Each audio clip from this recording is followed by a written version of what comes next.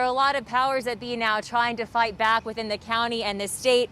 And look at the Facebook post, which basically sums this up in terms of the mayor's position for the city here in Lancaster. He said, the ultra left is trying to steal 4th of July in our city. We celebrate being Americans.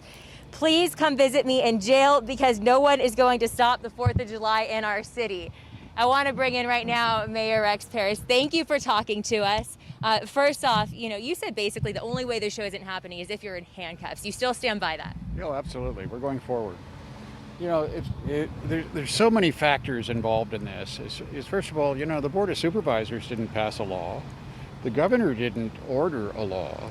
Some person we've never heard of before sends us an email, saying this is the new order.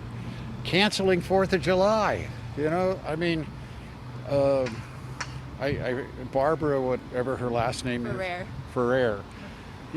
She is not allowed to be the Grinch to steal 4th of July. And you were saying it's been a tough year for people, and if you need to, people are protesting, so you'll go out and get a permit to protest. Well, we asked for a permit to protest state tyranny over the city of Lancaster. It was refused. Go figure. What about, critics are saying you got to keep people safe. What is your plan to do that? And do you think that this is a threat to public safety? No, I don't.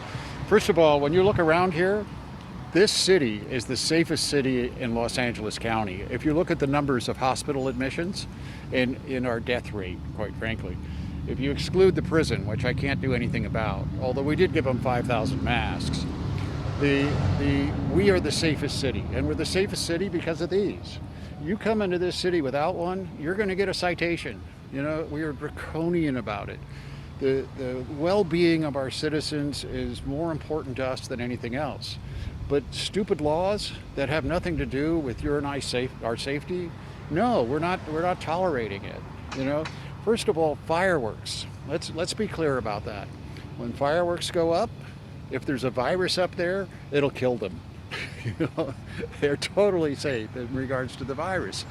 What's not safe is if people get into clusters of people that they're not living with. So you're saying people would watch from cars, and that was what the mandate would be? They can even get out of their cars.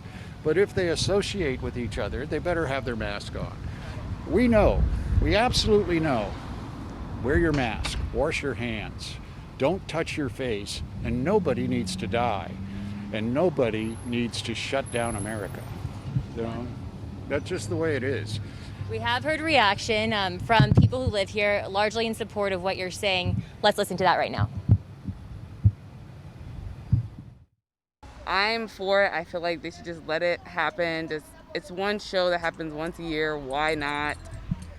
They've been popping fireworks anyway everywhere else here, so one show's not gonna hurt. If you're an American citizen, you got the right to fight for your rights, not just sit there and lay down in your house, watch TV and ignore it.